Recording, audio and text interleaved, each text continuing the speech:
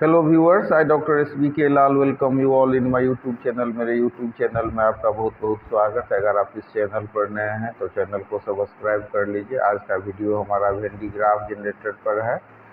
ये बहुत important topic है एग्जामिनेशन पॉइंट ऑफ व्यू से भी और जानने के भी हिसाब से। और इसका जो एक्शन होता है, अगर इसका कंसेप्शन आपको आ जाए, इसका प्रिंसिपल को और इसके डिस्चार्जिंग एक्शन को, इसका कंस्ट्रक्शन, इसको अगर हम समझ लेते हैं तो बहुत बढ़िया से हम इसको लिख सकते हैं। बहुत आसान है समझना। कई बार इसको हम हुआ खड़ा कर लेते हैं। तो आइए समझते हैं। सबसे पहले हम जानते हैं कि what is when graph generator. It is an electrostatic generator capable of building of high potential difference of the order of 10⁻7 volt. बहुत हाई जो हमारा पोटेंशियल क्रिएट करने के लिए इसका उपयोग होता है। और अगर हम इसके प्रिंसिपल की बात करें तो working of A when graph generator is based on the मतलब फॉलोइंग टू इलेक्ट्रोस्टैटिक फेनोमेना। पहला क्या हो जाएगा, तो discharging action of sharp points, that is electric discharge takes place in air or gas readily at the pointed end of conductors। दूसरा है if a charged conductor is brought into intense contact with a hollow conductor, all of its height several meters above the ground on an insulating column, a long narrow belt of insulating material like rubber or silk is wound around two pulley, P1 at ground level and P2 at the center of the cell. This belt is kept continuously moving by an electric motor attached to the lower pulley P1 near the bottom and top of its run. The belt passes close to sharply pointed brass comb B1, B2 pointing towards the belt. The comb B, called a spray comb, is given a positive potential of means of a battery, while the comb B2 called collecting comb is connected to the spherical cell। तो इसमें हम क्या करते हैं, तो इसमें एक हम होलो स्फीयर लेते हैं और उसमें हम दो पुल्ली लेते हैं। दोनों पुल्ली को हम एक बेल्ट से, इंसुलेटिंग बेल्ट से जोड़ देते हैं और फिर इंसुलेटिंग बेल्ट के मदद से उसको हम घुमाते हैं। और फिर आप देख सकते हैं कि P1 पर एक स्प्रे कम्ब है। स्प्रे कम्ब के मदद से, जिसको हम मतलब B1 बोलते हैं, उससे हम चार्ज स्प्रे करते हैं। और चार्ज जब देते हैं P2 पर पॉइंट पर, आप देख सकते हैं नीचे वाले पुली पर, तो बेल्ट की मदद से वो आग ऊपर चला जाता है। मतलब ये बेल्ट पर जब हम चार्ज देते हैं तो ये ऊपर चला जाता है। और फिर हमारा कलेक्टर कम्ब, जिसको हम B2 कहते हैं, कंघी जैसा संरचना होता है, नुकीला संरचना, उसी के पॉइंटेड एक्शन पर ये चार्ज अक्यूमुलेशन होता है। और ये जो हमारा कम्ब B2 है, कंघी टाइप का जो संरचना है, वो जुड़ा हुआ है सतह से। तो उस पर मेटल सेल के सरफेस से, बोलिए जो गोला जो है उसके सरफेस से, उस पर चार्ज कलेक्ट होता है। तो इसमें हम देख सकते हैं आयन सोर्स को, insulating belt to carry and deliver charge, insulating pillar, grounded metal.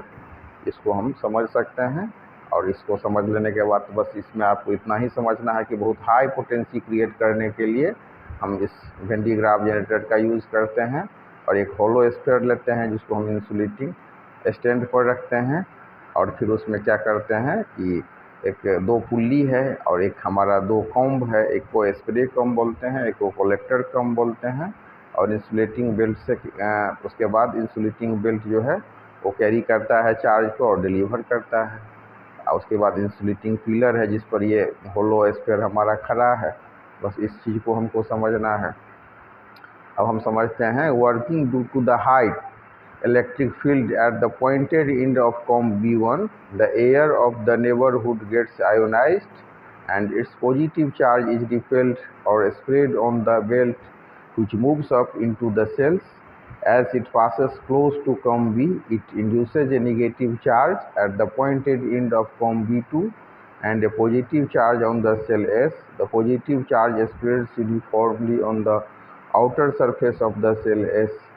The high electric field at the pointed ends of comb B2 ionizes the air there and repels the negative charges on the belt, which neutralize the positive charge. This process continues as more and more positive charge is given to the cell. Its potential continues to rise.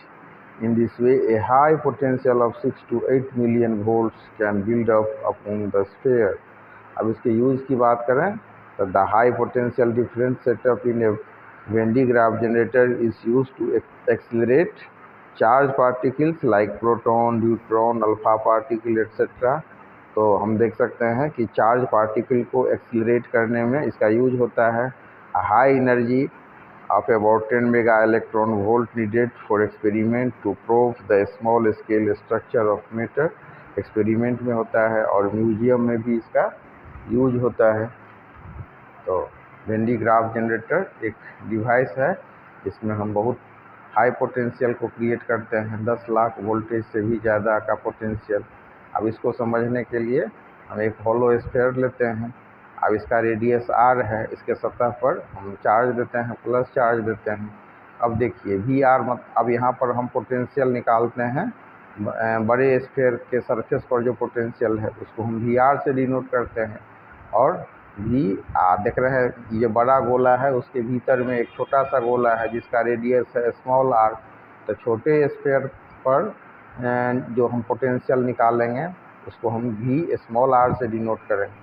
अब एक sphere लेते हैं जिसका radius small r है और इसको मतलब capital R है और इसको हम q चार्ज देते हैं। अब बड़ा जो गोला आप देख सकते हैं, इस पर जो चार्ज है उसको हम कैपिटल Q से डिनोट करते हैं।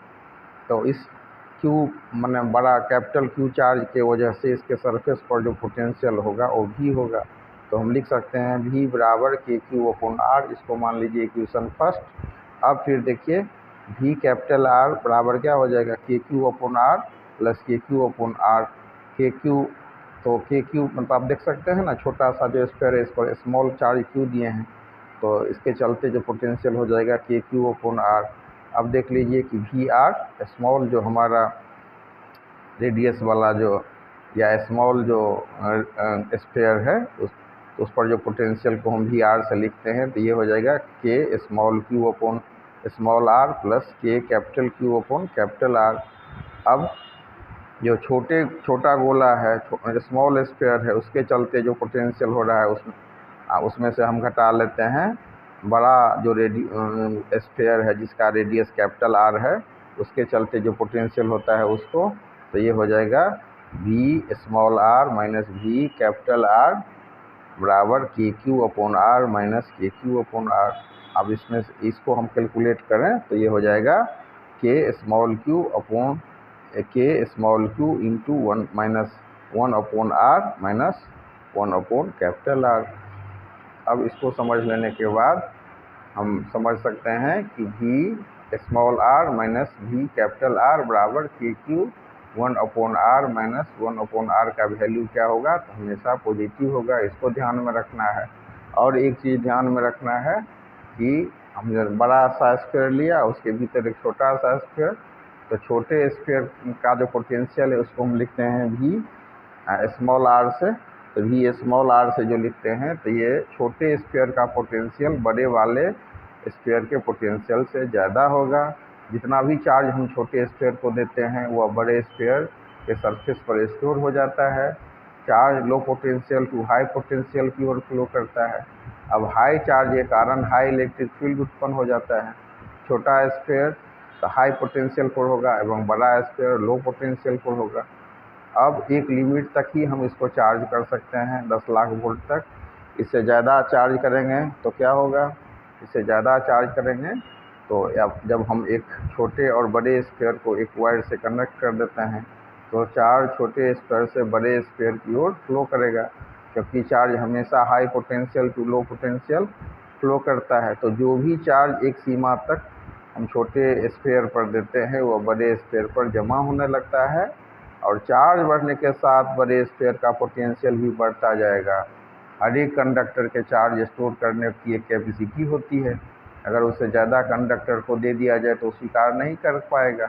तो वेन डिग्राफ जनरेटर के द्वारा किए गए अरेंजमेंट की आवश्यकता होती है इससे कि हम वेरी हाई वोल्टेज का पोटेंशियल उत्पन्न कर सकें। अब इसके लिए हम बड़ा स्फीयर लेते हैं और बड़ा स्फीयर के अंदर छोटे स्फीयर को रख देते हैं और छोटे स्फीयर को हम चार्ज देते हैं तो बड़े स्फीयर के सरफेस पर ट्रांसफ़र होता जाता है। यही प्रिंसिपल है इसका। अब अंदर वाला जो स्फीयर है, अंदर वाले स्फीयर को हाई पोटेंशियल पर रखते हैं और बाहर वाले गोले को लो पोटेंशियल पर। तो करीब 10 लाख वोल्ट तक का पोटेंशियल हम बड़े स्फीयर के सरफेस पर क्रिएट कर सकते हैं। इससे ज़्यादा पोटेंशियल क्रिएट करने पर अगल बगल का जो हवा है वो आयोनाइज हो जाता है, आयोनाइज होना प्रारंभ हो जाएगा। अब आयोनाइज का मतलब क्या होता है, इसमें से इलेक्ट्रॉन निकल जाता है। इलेक्ट्रॉन निकलेगा तो क्या होगा, पॉजिटिवली चार्ज हो जाएगा। तो अगर हम 10 लाख वोल्ट तक का पोटेंशियल इसके क्रिएट कर सकते हैं और इससे ज़्यादा करें तो क्या होगा, इससे ज़्यादा पोटेंशियल क्रिएट करने पर अगल बगल की हवा जो है वो आयोनाइज होना शुरू हो जाता है, उसमें से इलेक्ट्रॉन निकलना शुरू हो जाएगा हाई पोटेंशियल के चलते। और इसके चलते क्या होगा, पोटेंशियल बढ़ने से इसके चारों ओर एक इलेक्ट्रिक फील्ड भी बढ़ेगा। यही बढ़ता इलेक्ट्रिक फील्ड वायु को फ्री इलेक्ट्रॉन निकालने के लिए बाध्य करते हैं। जब अगल बगल का गैस आयोनाइज्ड हो जाता है तो इसके कारण एक कंडक्टिंग मीडियम क्रिएट हो जाता है, जिसके कारण जब इसको और चार्ज दिया जाता है तो न्यूट्रलाइज हो जाता है। यही कारण है कि इसका पोटेंशियल बढ़ाने के लिए इस पूरे डिवाइस को हम वैक्यूम में रख देते हैं। अब इसका यूज जो होता है हाई पोटेंशियल क्रिएट करने के लिए, उत्पन्न करने के लिए किसी चार्ज पार्टिकल जैसे मतलब अल्फा या प्रोटॉन या न्यूट्रॉन, ये सबको एक्सीलरेट करने के लिए एक्सपेरिमेंट में यूज होता है। म्यूजियम में आप इसको देखा रख सकते हैं। एक मेटल का जो हॉलो स्फीयर लेते हैं, जिसको हम एक इंसुलेटिंग स्टैंड पर रखते हैं, जो कि एक बेस पर टिका होता है। इस स्फीयर के बीच में एक पुल्ली लेते हैं जिस पर एक बेल्ट चढ़ा होता है। यह बोल्ट भी इंसुलेटिंग मटेरियल का बना होता है। इस पुल्ली के नीचे भी हम एक पुल्ली लेते हैं। इंसुलेटिंग बेल्ट की मदद से दोनों बेल्ट को एक दूसरे से मतलब हम माने एक को घुमाते हैं तो दूसरा भी घूमने लगता है, तो दोनों बेल्ट एक दूसरे से जुड़ा हुआ होता है इंसुलेटिंग बेल्ट की मदद से। अब नीचे वाले पुतली के नज़दीक एक चार्ज सोर्स लेते हैं, जिसके मदद से हम P2 पर चार्ज देते हैं और यही चार्ज बेल्ट की मदद से P1 पर पहुंचता है, जहां ब्रश रहता है या उसको हम या कॉम्ब कह लीजिए। तो उसमें जो पॉइंटेड एक्शन पर वही काम करता है, जिसके मदद से चार्ज आउटर सरफेस पर पहुंचता है। इस तरह आउटर सरफेस पर चार्ज बढ़ता ही जाता है। नीचे वाले पुल्ली को मोटर से घुमाते हैं। अब देखिएगा कि इसको टच करने पर बाल खड़ा हो जाता है। अब शुरू में भी मैंने इसका चित्र लगा दिया है। अब इसको देख सकते हैं कि कैसे इसको टच करने पर बाल खड़ा हो जाता है। इस तरह से बहुत आसान है वेन डी ग्राफ जनरेटर को समझना। और मेन बात क्या है कि ये मतलब पॉइंटेड एक्शन पर काम करता है। बहुत ज़्यादा हाई वोल्टेज हम इससे क्रिएट करते हैं। बस इसको ध्यान में रखना है कि ये एक इलेक्ट्रोस्टैटिक डिवाइस है जिससे हाई पोटेंशियल क्रिएट करते हैं। कितना का, तो 10 लाख वोल्ट तक का। और इसके लिए क्या करते हैं, प्रिंसिपल को समझने के लिए बड़ा गोला के अंदर में छोटा गोला रखते हैं और दोनों के कारण जो मतलब पोटेंशियल होता है उसको हम निकालते हैं। और फिर हम जो टोटल पोटेंशियल को निकालते हैं और फिर इसका हम यूज को हम देख सकते हैं, इसके एक्शन को देख सकते हैं। आप देख सकते हैं कि इसको इतना हाई वोल्टेज को छूने से बाल क्यों खड़ा हो जाता है। क्वेश्चन भी पूछेगा आपको कि ये जो वेन डी ग्राफ जनरेटर होता है उसको छूने से क्यों बाल खड़ा हो जाता है। तो यही वहाँ उत्तर यही है कि हाई पोटेंशियल को टच करने के कारण ऐसा होता है। तो